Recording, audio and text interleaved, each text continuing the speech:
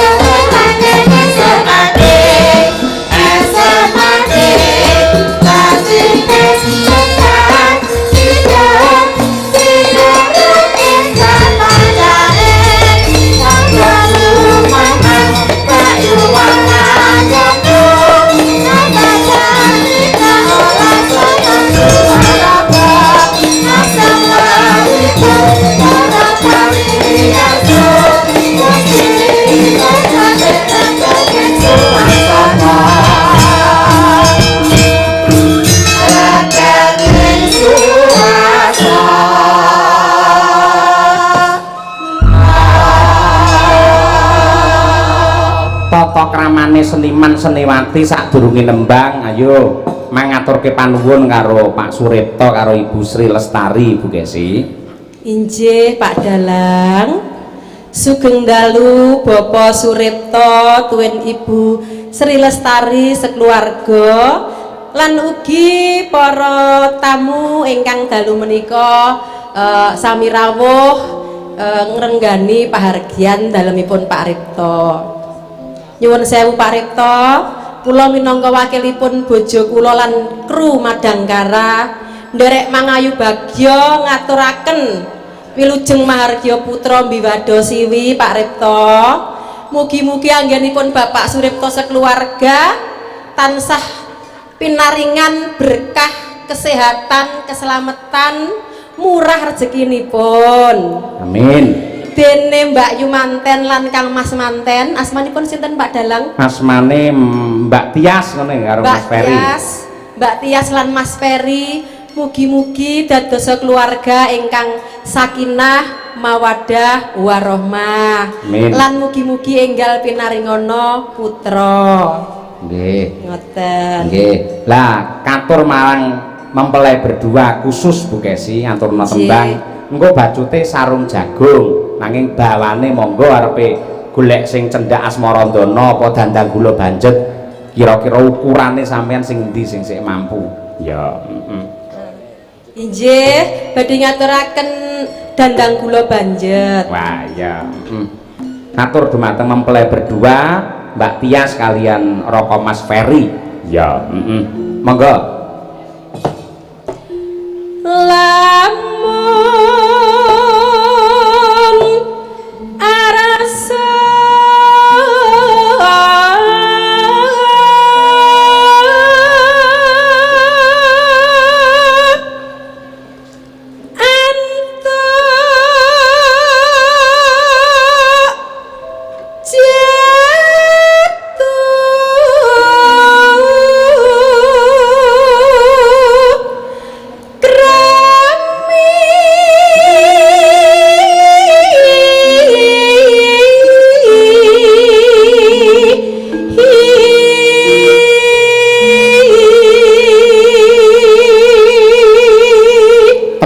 iki ngemu pitutur luhur tumrape priya sing bakal milih calon bojo. Ya, mangga. Den prayitna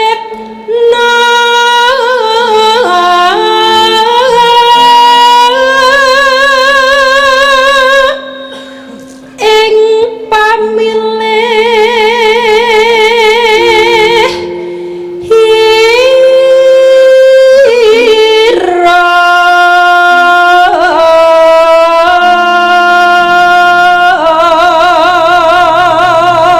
den prayitna ing pamilihira tegese sing ati-ati nggonmu milih bojo. Ayo, terus aja weton wadon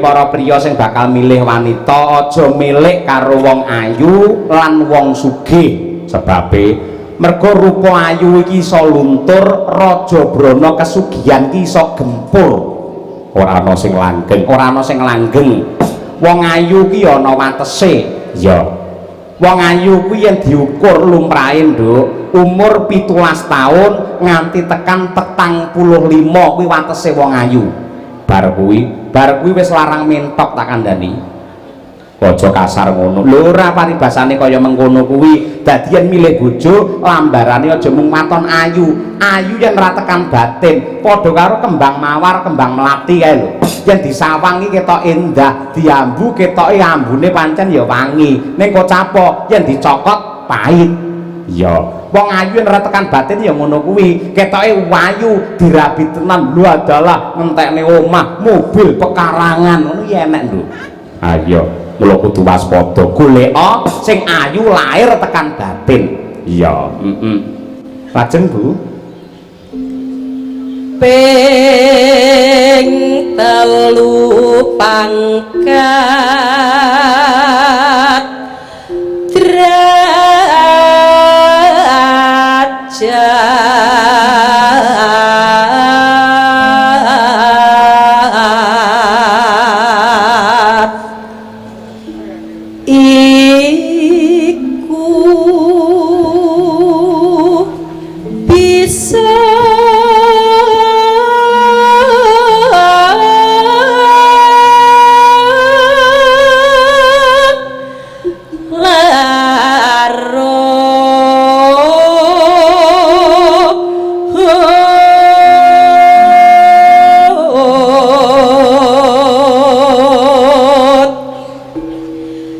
kening sembang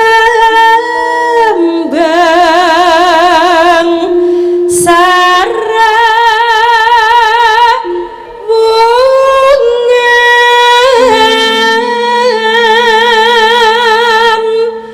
kapi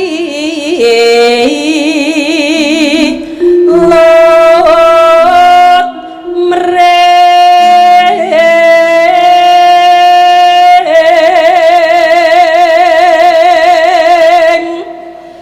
wicara kang manis manis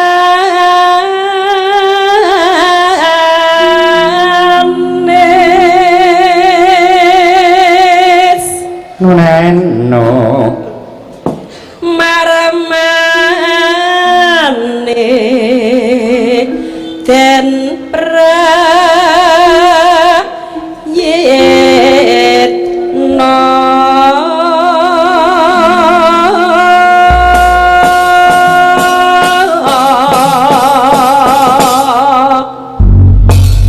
nggih matur sembah nuwun kalajengaken sarung jagung wabil khusus dumateng temanten kekalih lan ugi para tamu undangan ingkang tresna kalian tembang-tembang klasik. Iya, matur nuwun para tamu, para pamirsa ingkang kepareng rawuh. Ora mung sing ana mburiku lan uga ana tengenku.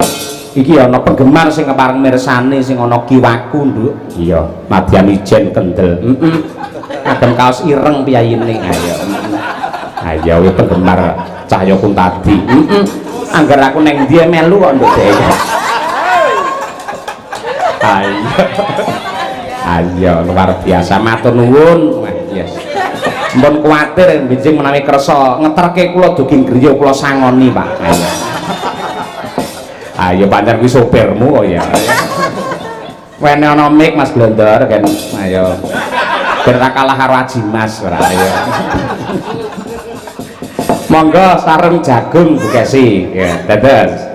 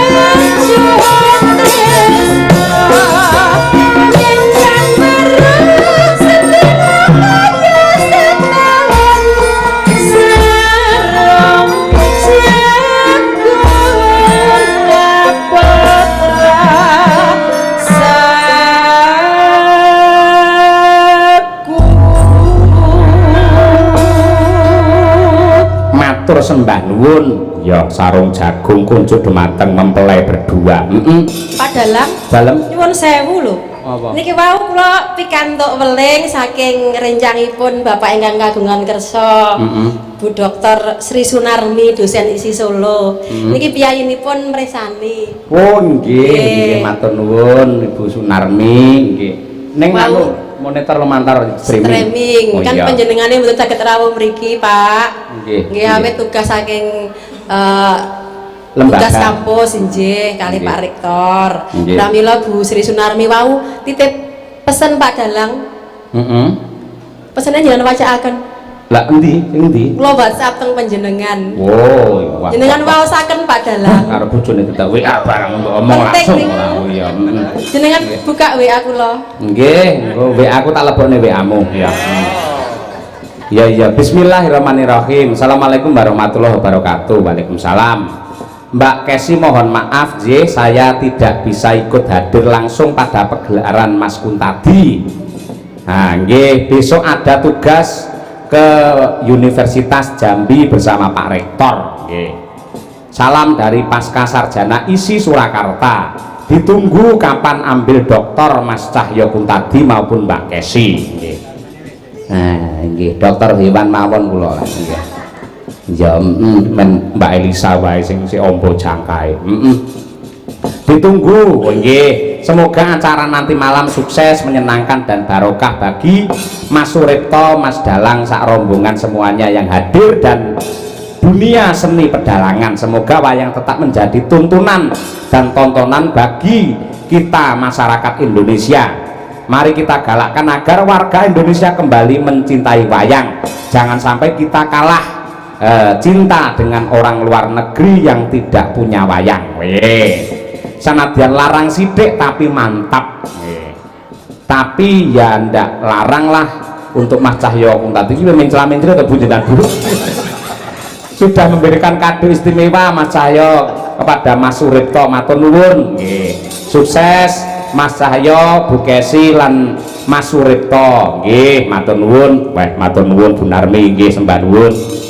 Nggih, nyuwun duka Bu Narmi, nggih. Mbok menawi anggen kula ngempalaken data-data kangge persiapan P3K menika paling randat piyambak. Ayo, war dadi pegawai tetap. Ya alhamdulillah, Nduk, manut karo kodrate lelakon. Ya, nanjake bintang tamu Mbak Elisa Orkarus. Suwe Nduk ora ketemu akeh penggemar sing takon. Mau bengi jane arep ning Medion parantine ya kudu batal. Yen aku entuk ijol ning Nganjuk, sampeyan nang ndi mambengi, Mbak? Klaten. Alhamdulillah entuk ijol. Ya, yo men berdiri dihormati nganggo cublak-cublak suweng. Ya, monggo Cong, dados.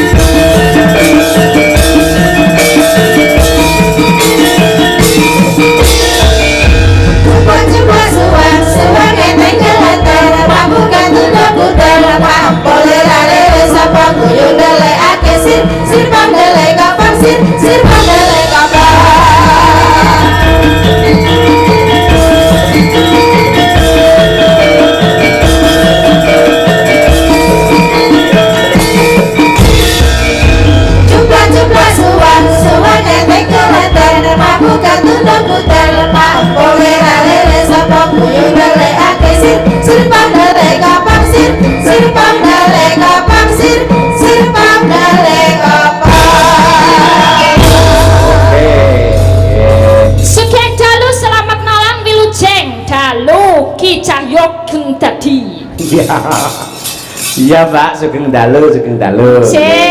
Macange Malimbo lan kula nyuwun pangapunten kagem panjenenganipun Bapak Suripto. Kumpliti Pak Suripto. Pak Suripto. Kamargi agiradi randat anggenipun kula sowan wonten mriki. Nanging kula tetep ajeng mendongakaken. Duh, mati aku. Mau ngapunten nggih randak baca yo agak terlambat. Biasanya aku kasih dhewe wis biasane wis apa jenengane wis ndelok lokasi sik, wis ngukur dalan barang ning iki mau malah telat dhewe. Malah telat. Yo. Nek pancen telat sesuk ndang dipresakne, Mbak. Lah, kok dipresane? Lah aja isi engko. Wah, ora aku mergane telake putih. Apa? Mergane telake putih. Iya, kaya bebek ya teleke putih ora. Mergane lagi sakit, rada sakit, gak enak badan, terus agak tadi memulihkan tubuh dulu biar malamnya semangat ngaten lho. Alhamdulillah, seniman atau seniwati yang profesional walaupun kondisinya sakit atau di rumah ada masalah yang beraneka ragam, namun ketika sudah tampil di panggung harus tetap profesional. Ya, terdasarnya nek udah kumpul sama teman-teman Madangkara kali Pak Cahyo niku pun remen sanget dadi lali lorone. Amin, ya ngono kuwi.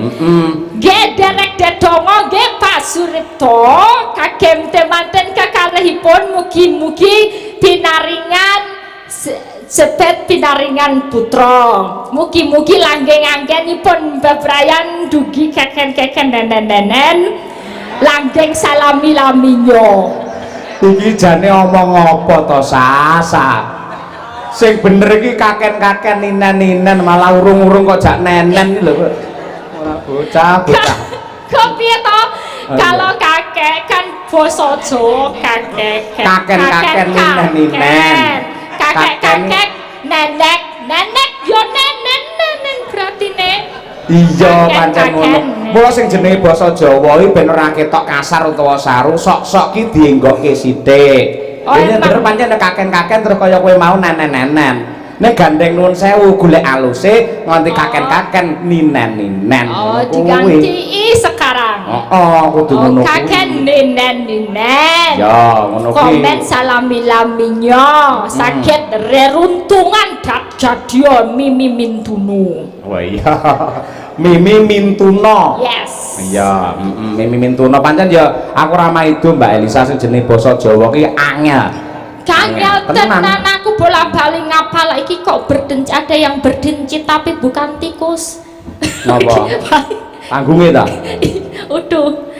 Ya iki panggunge. Ya ora apa-apa, hati-hati aja anjlok ndak bablas sampe. Makane hati-hati engko le penting aku ora ditemokke karo Mbak Tuti, nek ditemokke Mbak Tuti iki gawat iki engko. Lah ngapa? Hah? Ya krengkat-krengkat to. Alah kaya wulang kepiye ning omahe senine lho ya nek krengket-krengkete ngono kuwi ora. Pak ya. Ya mbok menawa Anda kan kandidat doktor, tegese ya seorang wanita yang karier yang hebat, mbok menawa ada pengalaman yang akan disampaikan kepada khususnya untuk mempelai berdua, mbok menawa Mbak. Ayo. Ya nek pengalaman angel wong aku durung ndek bojo. Loh, sing jenenge pengalaman ora kudu nglakoni, nuwun sewu, piyayi pengajian ngene wong nyewu kae ora kudu nglakoni mati. Oh iya bener ya. Ning berdasarkan pengalaman sampean maos buku utawa nate diparingi wawasan karo sapa ngono kan ya iso ditularake. Nggih, pengalamane nek pun kagungan garwa utawa dereng kagungan garwa ajeng milik garwa utawa yang sudah beristri atau bersuami, saya akan memperingatkan suami-suami paling enggak belajar iso ngobyok karo goreng endok. Kuwi penting lho Pak. Saya tahu kuwi lak kewajibane wong wedok to kuwi. Loh, saiki nek wong lanang ki ra iso, paling ora ndadar endok ra iso, arep adang sego ra iso. Engko nek sing wedok lara piye keadaan ngomah? Dandakne. Zaman saiki wong wedok kuwi apa ya tresnane iso tambah bungah nek to misale lagi lemes awake kaya aku misale lagi telek putih, langsung bojone reti. Ya ampun, lagi loro kopiok kendok gorengke dadarke tambahi sego gaweke wedang nyobu dienggo madang bendang sehat awake. Wah bungae ra karu-karuan atine ngono. Pak Cahyo iso dadar ndok mboten Bu Kesi? Pinter, alhamdulillah suami yang baik. Aku ndok ora tau tak dadar eman-eman. Ndok didadar. Terus diapakake? Hah? Diapakake? Mek dilingi-lingi tok ora. Ya pancen bener, di saat salah satu mbuh ki sing lanang apa sing wedok ki lagi gerah, ya. Pancen ya kudu ada kerja yang apa ki jenenge plus dari pihak yang masih sehat. Betul. Bagaikan pesawat itu sayapnya dua atau burung itu sayapnya dua. Jadi kalau terbang harus bersama-sama dikepakkan. Nek sing siji sakit yo leren ngono ngono lho. Itu harus apa ya, kerjasama kedua, baik itu kedua manusia ataupun dua kan yo nggawa keluarga to Pak, sing wedok nggawa keluarga dhewe, sing kakung yo nggawa keluarga dhewe. Lah dadi nek wong bebrayan ki ribet ora mung penyatuan dua keluarga ning papat. Yo insane yo keluargane lanang, keluargane wedok kan dijadikan satu. Dadi nek misale ora disabar-sabarake lah piye, le arep ke depan kan susah. Nah, itu berarti harus menurunkan ego, bener Pak? Betul. Nek aku nyuwun pendapat karo sampean, ya. Aku nyuwun pendapat karo sampean. Sok-sok kuwi lak ana piyayi kakung sing garwane luwih saka siji. Lah, sebagai pandangan seorang wanita. Niku sinten napa dalang napa sinten? Ya ora bakal kabeh nekseni bojoku ya mung Bukesi tok, ora neko-neko. Mung siji bojoku siji Bukesi. Yakin suwe rewer-rewer sampai besok? Iya, Bukesi siji A, engko siji B nenek ngono. Wae. Pripun nek kalih pripun?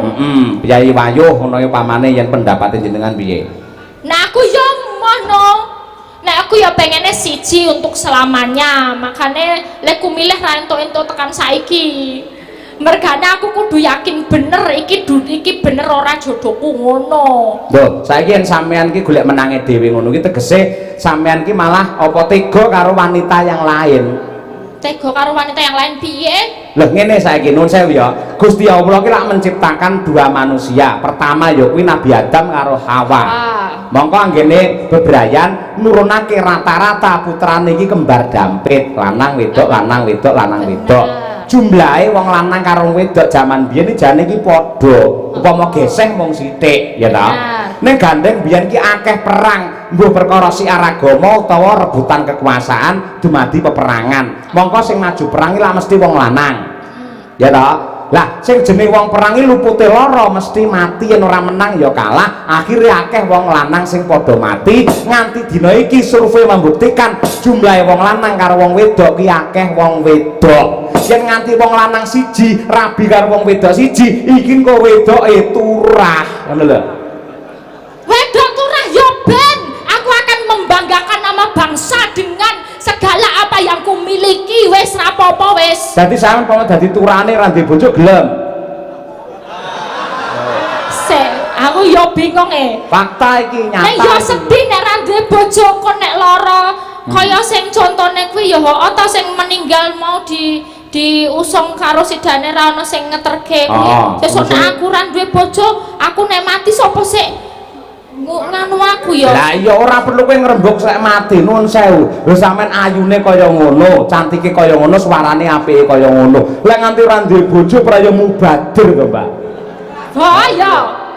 Haning piye terus yo wong lanang kudu paling ora loro bojone. Lho kuwi ben apa asas pemerataan men ora wedok iki turah ngono lho.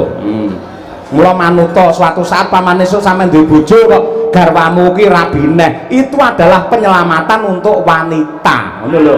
Penyelamatan wanita dan dunia. Heeh, ngono kuwi mergo yang nganti ngono mangkel ya nek ngono kuwi. Nek jenengan upama suatu hari nanti atau wis kaya ngono wong lanang oke lumrahe duwe bojo paling ora loro telu apa papat atau suwi ning suwi dilalah populasine akeh sing lanang akeh sing lanang bener. Nek wong wedok kira-kira duwe bojo lanang telu trimo ora? Lho jane aku ya trimo ning tak bayangne ora remuk kuwi kok.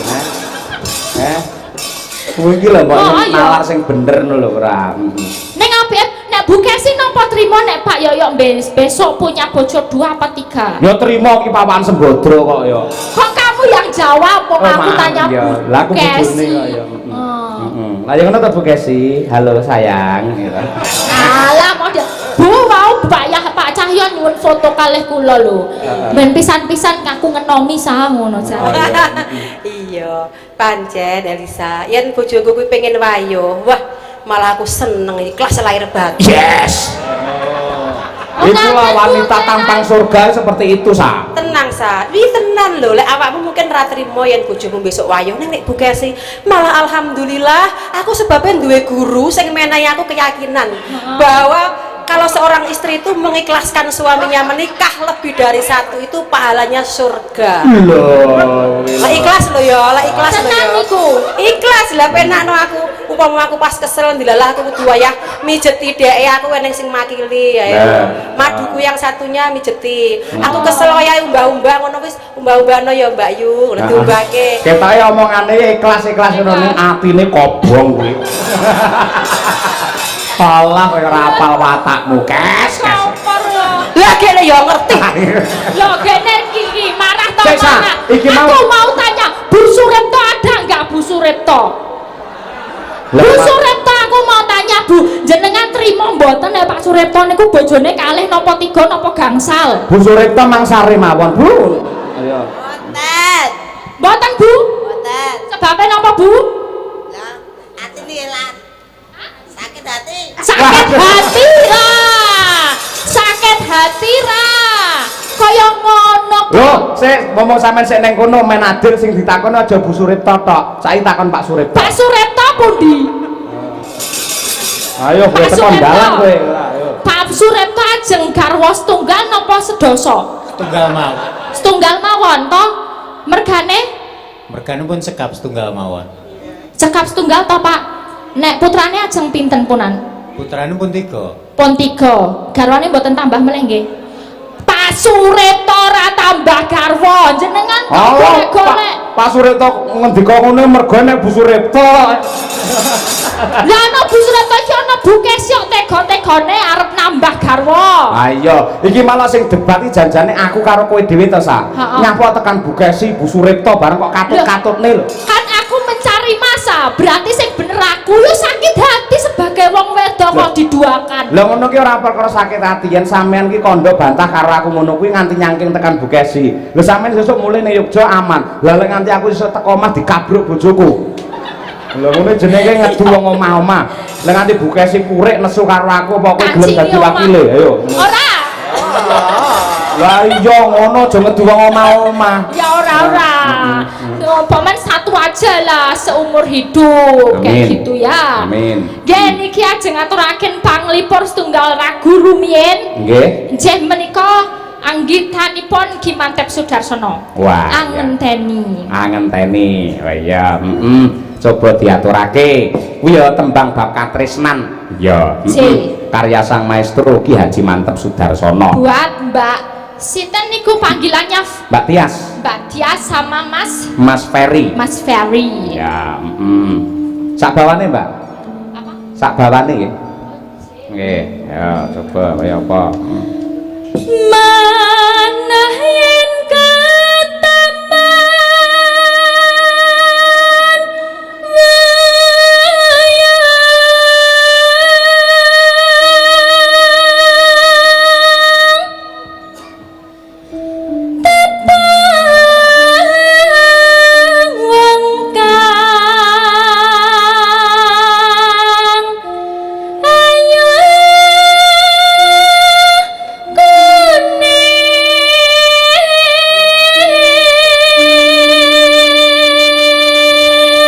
ngene iki enak lho Mbak Elisa, penonton sing serius iki enak. Serius pripun? Kese oh Bu Kesi kok ngendika ngono, mongko ucapanmu adalah doamu. Mongko iki lak drama to ngene iki. Oh itu gak trimo. Sok ora trimo. Mesakne Bu Kesi no nganti disia-sia, masa padahal ngarepe seneng karo Elisa. Ayo.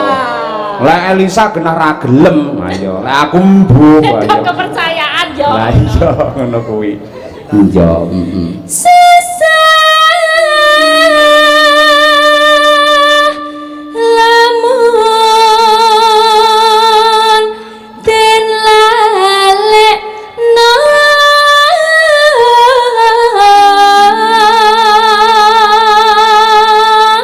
ugi kulaturaken dhumateng para kadang-kadang ingkang monitor lumantar YouTube, kanca-kanca Sencaki, Sutresna Cahya Kuntadi, ugi Elover. Wah, Elover ngendi-ngendi enek saiki. Sencaki. Wah, aku lagi ngerti tak kira kaya fried chicken KFC.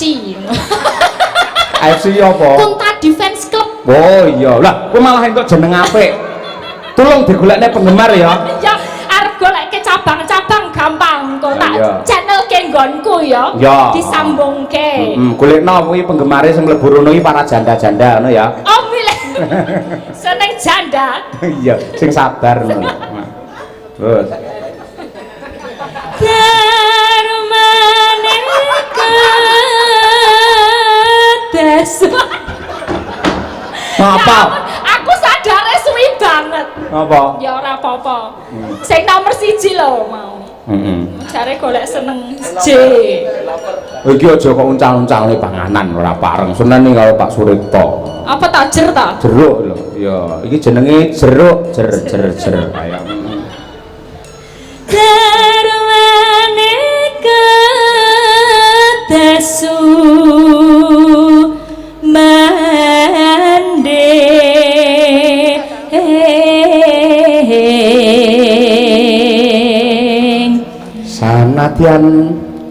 sanadyan hamong sedela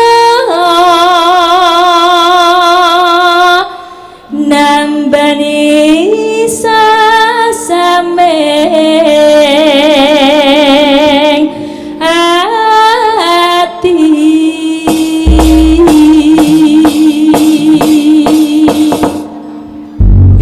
Menawi aslinipun saking Pak De Mantep nambani kangening ati. Oh, kangen. Oke.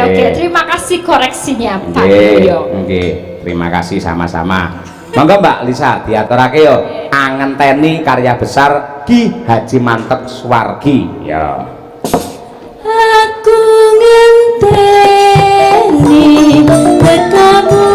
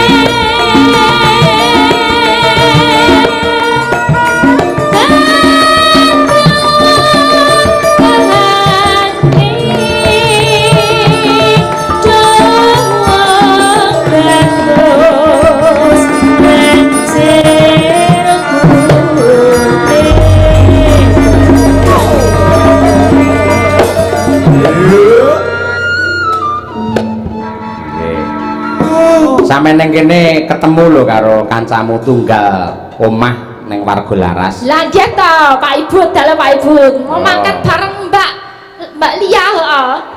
Berangkat bareng numpak motor. Oh, akhirnya dituntun akhirnya motore. Makane montore ya aja Astra numpak paling ora Tosa. Dadi sing ngarep ngene sing mburi madhep mburi kan ungkur-ungkuran wangun banget to. Lah iya. Ayo tosane ngatasé neng mburi mongko Mbak Lia turu neng nggen tosa. Mongko sing jenenge mesine rong donekne ngono wis muni sik kok. Wis wer.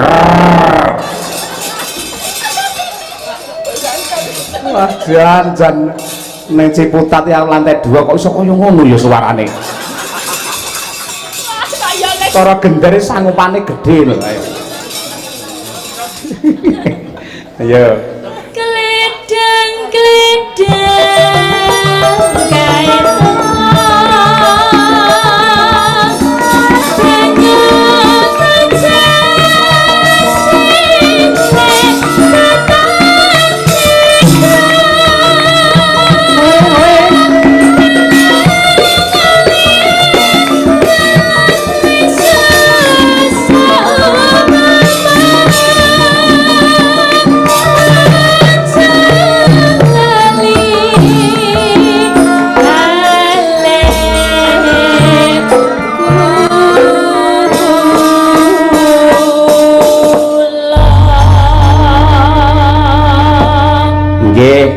Mas Wargi Ki Manten Sudarsono. Nggih, niki wau nggih wonten pamundutan Pak Yoyo. Nggih. Saking Amsterdam Belanda dari Pak Oka Wibowo. Langganan kuwi. Langganan sampun transfer nyawer niku minta sambung wanci dalu tapi mengkeh yang nembang kula kalih Mbak Lia. Oh, Mbak Lia. Mbak Lia lagi lerek-lerek iki. Lagi lerek-lerek nek pripun Mbak Lia? Nggih. Maaf, diwakili maaf Pak Oka Wibowo nanti bisa diganti, bisa Mbak Uun ya Pak Oka Wibowo. Nggih, ngoten niku. Terus wonten titipan malih. Mau jare ana saka Puyer. Ayo. Apa mau? Wah kok wis disebutke aku arep gawe kuis e. Oh, ya gawe kuis sing beda neh no. Lah, ayo. Tak cerdas iku kudu beda. Ayo. Oke. Nggih. Lumayan iki Pak, sumpah. Oh, sakmene iki kok. Oke, ini buat yang ada di sini, baik itu pengrawit nopo yang hadir di sini juga boleh, toh. Ini sing limo arep tak bagi-bagike sing limo engko dinggo sinden. Ya. Boleh menjawab, boleh menjawab. Sing oleh menjawab sapa ae? Loh, tamune oleh, pengrawit ya oleh, sinden ya oleh, Pak Dalang ya oleh, tukang son ya oleh. Wah, iki wis kesusupan Pak Prapto iki bocah iki sana. Ayo. Senengane andung duit, ayo. Loh, lumayan iki engko Bali to le nyumbang. Iya. Ora gotek balen ora. Iya, Oke. Ada obat to, obat sing tak iklanke. Obate kuwi ana angkane. Kira-kira apa ya? Ngacung. Wah, sepa Pak sinten iki? Yanto. Pak Yanto Gondrong 700. Niki won apa obate namine? Puyer 19. Masuk, ini 700.000. Iki wiyaga apa sinden ya oleh lho. Kalau karo Pak Yanto duwe langsung dikene bathuk. Alhamdulillah. Alhamdulillah, lumayan ngono to. Ayo, nggih. Oke, Puyer 19. Puyer 19 kuwi obat bentuke apa? A. Cair, B. Padat, C. Serbuk. Ya tak ngomong ngacung sih. Lah aku le marani piye?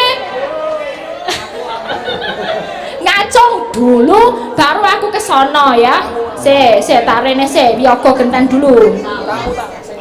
Sapa ngacung? Oh, Mas Rajamala kuwi diprioritaske. Iya. Ben ki suntik, ayo. Serbuk. Oh, jas, elok Mas Joko Warseno. Makasih. Bisa bahasa Indonesia barang Dek Isa. So makasih ngono barang. Untungnya ra ngelik, nek ngelik ayo padha mimin to. Makasih. Iya. Ya, enak. Para penonton, para lenggah siap untuk menjawab. Oke, para menjawab. lenggah siap yang sebelah sana ya. Oke, aku tak rono sik wae lah. Wah, jan sinden petakilan tenan iki. Aja tekan dalan tabrak truk lho, Sa. Oke, Puyer 19 itu obat untuk apa? Satu aja. Yo, Pak yo, seiki bat iki. Sakit kepala. Pak sinten? Tarjo. Oke, Pak Sutarjo 100.000. Alhamdulillah. Selain sakit kepala, Puyer 19 bisa untuk obat apa lagi? Oh, sing gonson. Wah, jan petakilan tenan iki aku. Oh, Mas. Sakit gigi. Mas sinten? Mas Cungkring. Oke, masuk. Makasih. Wes. Iki saiki antara sinden karo dalang iki, siki-sikian. Nyapa aku digatot nih ora. Lah, ra gelem kok lumayan. Kudu ning pom bensin ora ding cedhak ning omahe lali aku. Arep alasan pom bensin bareng. Kuwi ra sandalan to, Sa? Hah? Enggak sandalan. Tas sandalang. Enggak sandalan. Enggak, iki lho. Wah, lho iman-iman sikilmu no ora. Ora apa-apa encen sengaja ben mlethek. Sing mlethek ben liyane ae. Oke, Bu sinden tadi udah buat sakit kepala sama sakit gigi Puyer 19 bisa buat apa lagi? Panas. Wah, elok tenan sinden mesti di spesial kan lho ket mau. Kulino ngombe kok kuwi. Ayo. Oke. Oh, tenanan. Nggo dhewe. Oh, iya. Ayo. Oke, ini yang 500 tak berikan tukas Madangkara ya. Terima kasih Puyer 19. Oh, Pak Heri. Nggih. Terima kasih untuk Puyer 19. Nggih. Oke, terima kasih. Iki sing ora ngerti wujude aku. mau tak ewangi mubeng-mubeng goleki ya. Nah ini yang belum tahu ya, kayak gini ya bentuknya. Puyer 19 obat analgesik yang bisa meredakan sakit kepala, sakit gigi dan nyeri otot. Puyer 19 tak puyer kowe. Oke. Oh iya. Tak puyer kowe. Nunut tinggo apa jenenge bagi-bagi rezeki Pak Cahyo. Bener Mbak, luar biasa. Ya suatu saat kok gentenan Madangkara ben ditangkap Puyer 19. Sih, kapan-kapan bisa. Oh. Niki mau nek Puyer 19 mintanya lagu Kembang Rawe nanti dipinangkani. Oke, siap. Terima kasih ya Mbak Elisa. Yo saiki men dikancani karo Mbak Febriandari dari Madiun. Ayo. Disupoti men jumeneng sih. Ayo. Mbak Febri ya. Dan kita beda lho sindene. Iki sindene nyari Mbak Febri. Ayo. Iki adik Mbak Manohara. Mosok siban. Monggo disepoti. Nggih, sepoti yo ya sepoti. Bentar, pelok bentar ayo. Sepoti yo. Nangis sajroning atiku.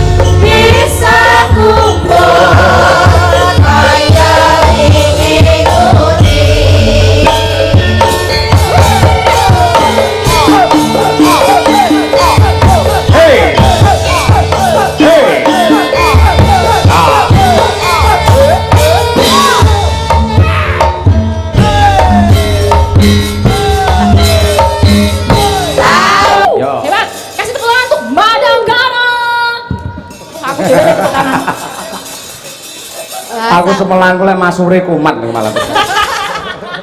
Ayo ora. Iki wis dikancani karo Mbak Un kuwi lho. Oke, nakane buat Pak Oka Wibowo yang ada di Amsterdam. Oke. Kita ganti Mbak Lia dengan Mbak Uun. Nggih. Iki cilikane Mbak Lia. Nom-nom Mas. Ampun Mbak Lia. Ampun suhu. Ampun suhu tubuh. Lah Mbak Lia kan boncengan sama Pak Ibu, kan Oh, iya. boncengan terus apa? Yo bestiku Oh. iki. Kowe gudan lho sul, kowe tenanan lek menapa. Wis kok konteni tenan Un. Isu-isu jadi apa enggak sih? Jadi enggak sih? Oh di WA. Mbak jadi enggak sih? Ayo ngono kuwi. Nggih, pripun iki? Dibawani riyen. Nah, Gandang Gula. Karya Ki Haji Sukron Suwondo, Sambung Wanci Dalu. Engko mang disiki Mbak Uun. Ayo.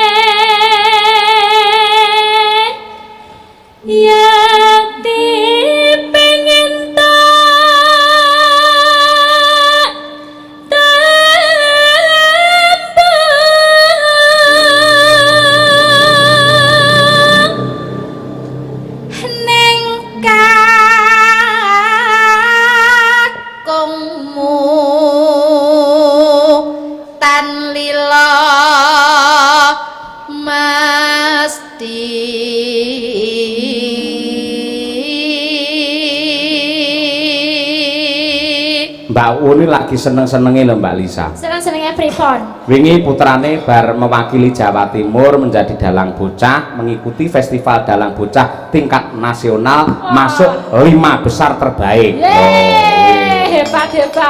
Tapi ya perjuangannya juga lumayan ternyata. Oh, luar biasa. Ya, makanya di sini aku nyenggol-nyenggol buat mungkin pemerintah yang bisa lebih mendukung untuk apa sih wakil-wakil atau orang-orang berbakat yang mereka akan maju nasional. Apa nih pemerintah daerah ngerti ki ono bocah berbakat didukung entek-entekan lho saopo-opane misalnya sekopo ngrawit, sekopo macam-macam itu biar nanti mereka maju nasional itu juga maksimal. Ya, betul. Memang harus ada perhatian dan support dari pemerintah. Mergo yang nganti mangkat dhewe ngono ki proses dhewe ngono ki mesake tur abot tenan jadi dalang itu kan nggak bisa ngijeni. Mosok ya dalang nganggo midi ya ora mungkin. Lah iya, mesake Mbak Un delok to gelange nganti entek lho wisan ora ya.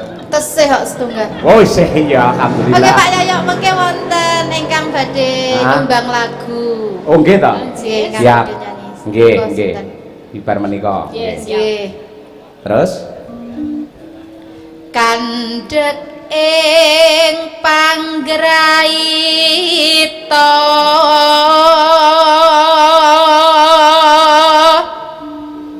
angel nggonku mus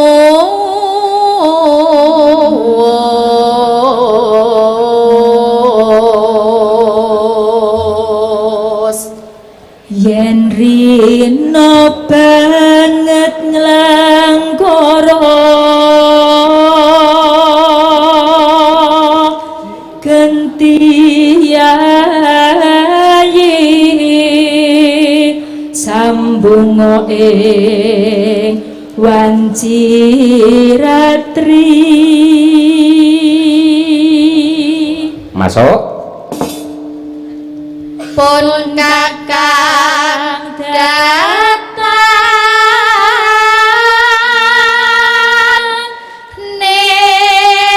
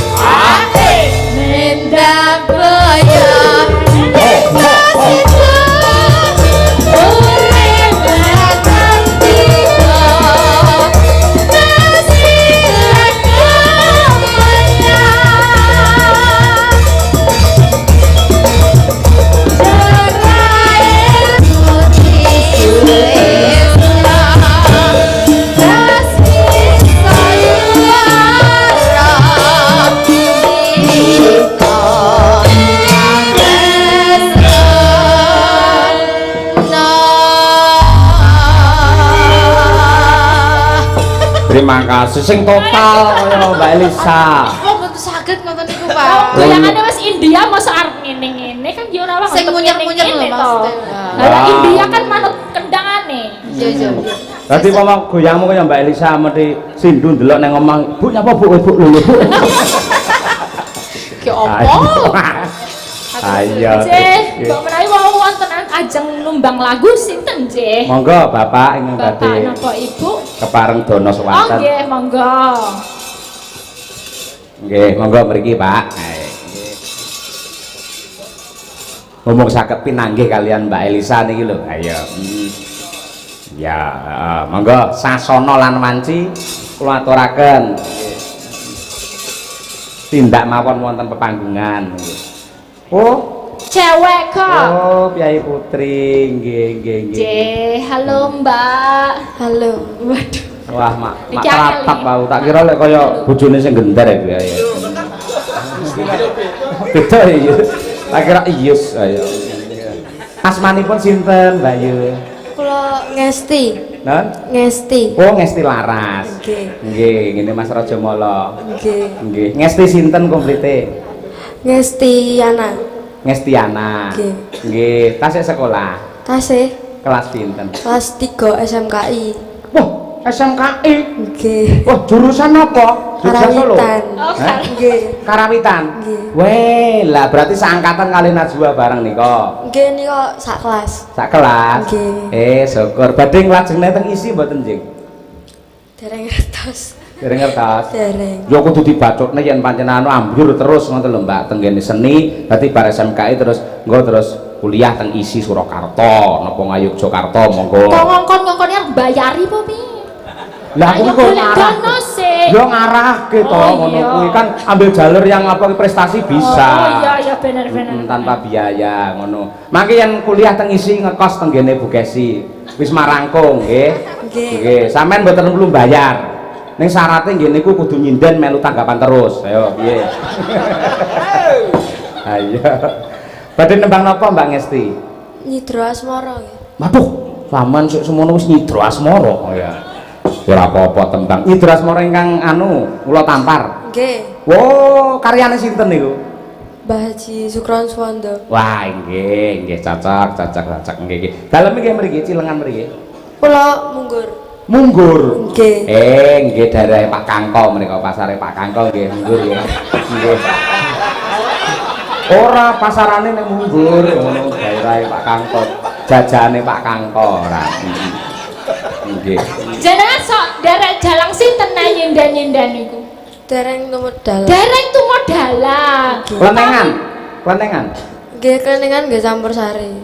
Oh, lho Oh, jenengan lah, sari ngaten. nggih. Makane sesuk ning wis marangkung wis sesuk ge melu madang karang ngono lho. Nggih, Pak Ning Surya. ya bayarane mboko sithik le munggah saka 50, 75, 80. Cak lambemu lho. Kok dikira tenanan lho ngapot ae. Kale dawet iki melu aku. Nggih, nggih, nggih. Monggo menawi badhe ngaturaken nyidro asmara. Sak bawane to, Mbak? Nggih. Oh, nggih, menawi gawane pangkur nika. Ya, heeh. Monggo Mbak Nges. Mede sari angkleng darama. Nah, suarane wis ngombak iku. Apik. Ana crita tingkae ula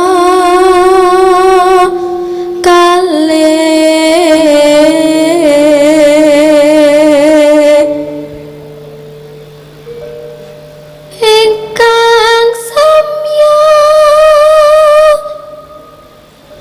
cemerayu. Dereng maem to. Nembe watuk niki, Pak. Oh, sami niki watuk sedanten ora napa-napa. Samene panggung ki kabeh ra ono sing rawato ya. Iya. Elok. Ning watuk kaya apa, lemangan panggah terus ae. Mun. Lotes barang.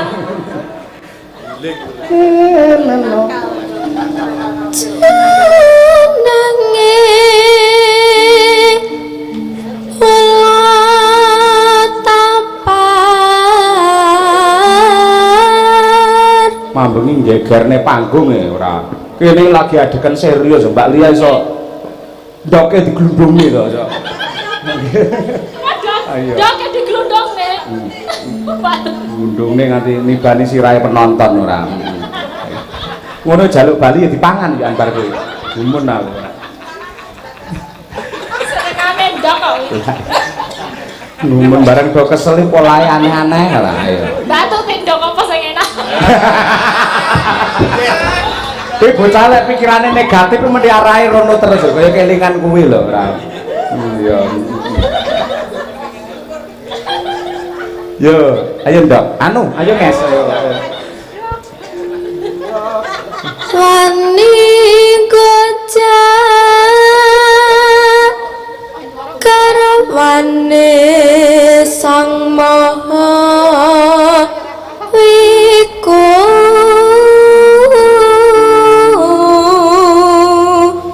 Halo. manenggih kinagara raja Nano sasile ninaka kini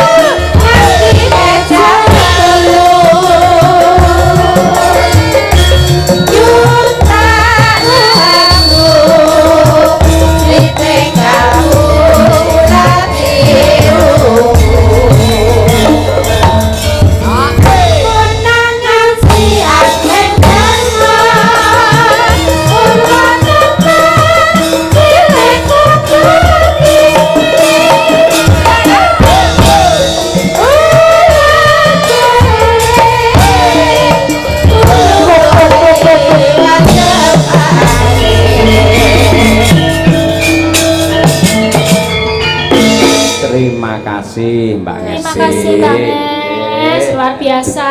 Jangan dipadamkan obornya, tapi dinyalakan terus, dilatih meneh nganti iso dadi sinden kondang. Nggih. Amin. Nggih.